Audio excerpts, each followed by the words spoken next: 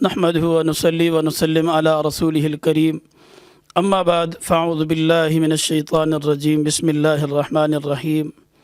ناظرین، درس قرآن کے اس خوبصورت پلیٹ فارم پر آج قصص القرآن کی 13ویں نشست ہے۔ انشاءاللہ العزیز آج کی اس نشست میں ہم حضرت یعقوب علیہ السلام کا ذکر کریں گے۔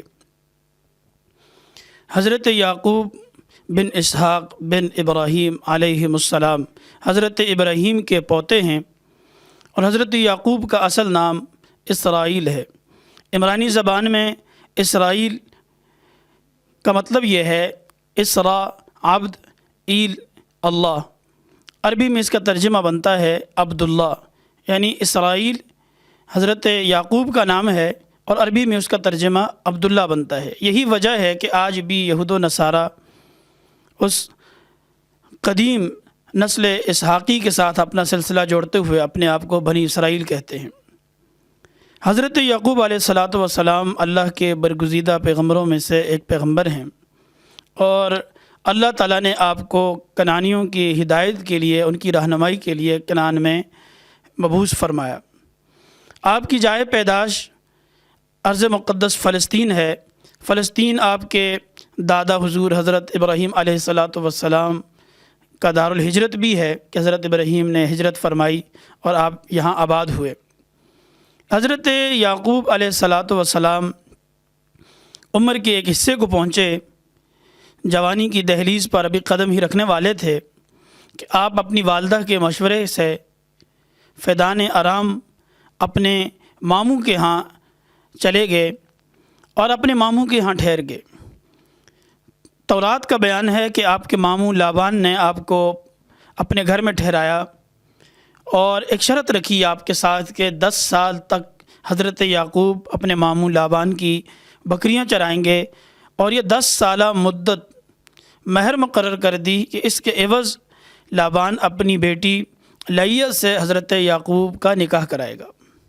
حضرت یعقوب علیہ السلام فیدان ارام میں اپنے ماموں کے ہاں ٹھہرے اور ان کی بکریاں چرانے لگ گئے۔ 10 سال بعد انہوں نے اپنی بڑی بیٹی لیہ سے حضرت یعقوب کا نکاح کرا دیا۔ حضرت یعقوب علیہ السلام تورات کے مطابق 20 سال فیدان ارام اپنے ماموں کے ہاں ٹھہرے رہے۔ 20 سال کے بعد جب آپ واپس اپنے دادا کے دارالہجرت ارض مقدس فلسطین لوٹے اور فلسطین آ کر آباد ہوئے، تو اس وقت آپ کے 11 بیٹے تھے اور 4 بیویاں تھیں۔ آپ کے آخری بیٹے بنیامین یہ کنعان میں پیدا ہوئے، باقی 11 بیٹے یہ فیدان ارام میں پیدا ہوئے۔ آپ کی 4 بیویاں تھیں، جن میں سے 2 ان کے ماموں کی بیٹیاں لابان کی بیٹیاں تھیں، جن میں سے ایک کا نام تورات لیہ ذکر کرتی ہے اور دوسری بیوی کا نام رحیل بتایا جاتا ہے۔ حضرت یوسف اور بنیامین یہ دونوں لابان کی چھوٹی بیٹی رحیل سے ہیں، اور حضرت یوسف کی پیدائش بھی فیدان ارام ہے، اور بنیامین کی جائے پیدائش وہ کنعان ہے، کنعان میں پیدا ہوئے۔ حضرت یعقوب علیہ السلام کے حوالے سے یہ جو تفصیل ذکر کی گئی ہے، یہ تفصیل تاریخی روایات بالخصوص تورات میں موجود ہے۔ قرآن مجید اس حوالے سے خاموش ہے۔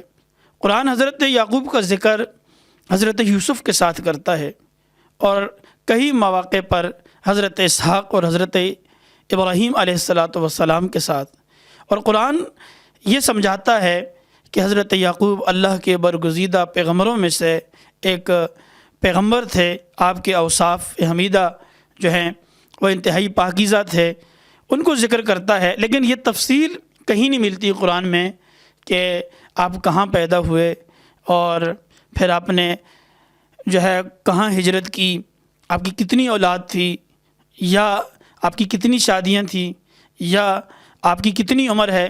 اس حوالے سے قرآن مجید بالکل خاموش ہے۔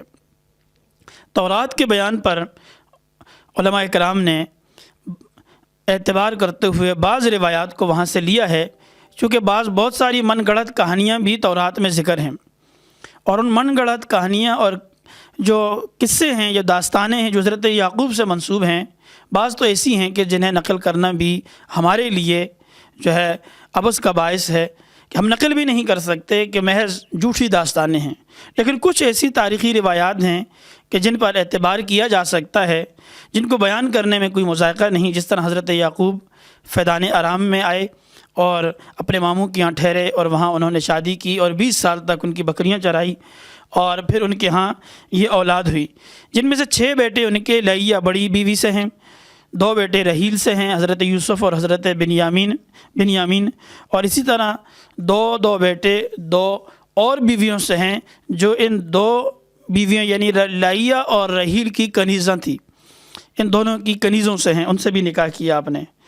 آپ اللہ کے برگزیدہ پیغمبر تھے۔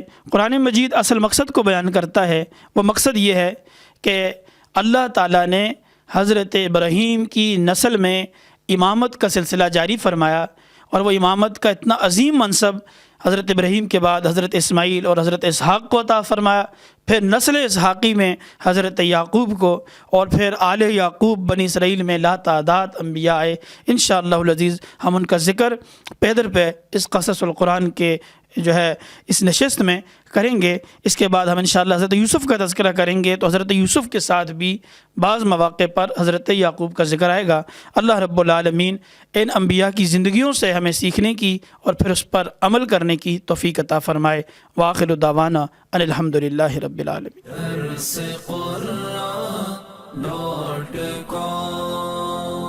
www.darsequran.com